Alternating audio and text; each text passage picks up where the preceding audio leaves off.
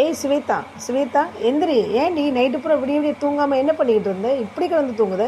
மணி 10 எந்திரி. என்ன இவ்வளோ காலையில் இவ்வளோ வந்து சத்தம் கொடுத்துட்டு இருக்க?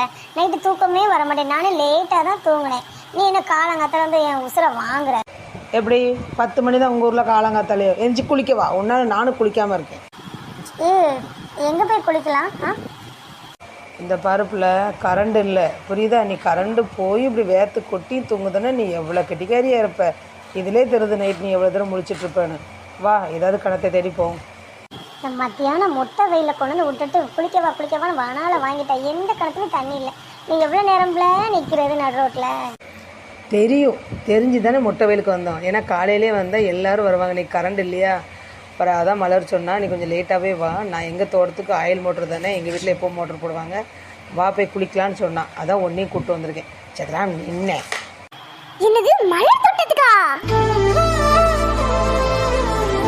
என்ன நீ போய் மோட்டர்லாம் போட்டு வைக்கியா? நான் என் ஃப்ரெண்ட்ஸோட பேசிட்டு மெதுவாக பின்னால் வரேன். சரியா? சரி, வெயில் அடிக்கு.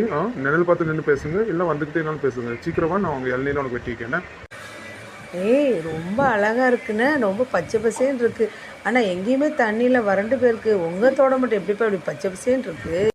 அது ஒன்றும் இல்லைம்மா, எங்கள் தோட்டத்தில் வந்து தண்ணி எப்போவுமே ரொம்ப நல்லா இருக்கும். நாங்கள் தேவைக்கு யூஸ் பண்ணிவிடுவோம். அதுதான் அப்படி பசுமையாக மாறாமல் இருக்கும். அப்படியா? எனக்கு தெரியாது, நாங்கள் வந்தது கிடையாதுல்ல, அதனால தான். இவன் ஏன் ஒரு மாதிரி வலிஞ்சிக்கிட்டே இருக்கா? நானும் பார்த்துக்கிட்டே இருக்கேன். அந்த அண்ணனை வச்சக்கண்ணு வாங்காமல் பார்த்துக்கிட்டே இருக்கா. சரியில்ல, நீ போய் எங்களுக்கு இளநீ எல்லாம் வெட்டி வை. சரியா? என்னது ஏழையா? என்ன நீ இப்படி பேசுற? இரு, நீயும் கொந்தளிக்க. அவன் அண்ணன் அவள் எப்படின்னாலும் சொல்லுவாள். உனக்கு என்ன?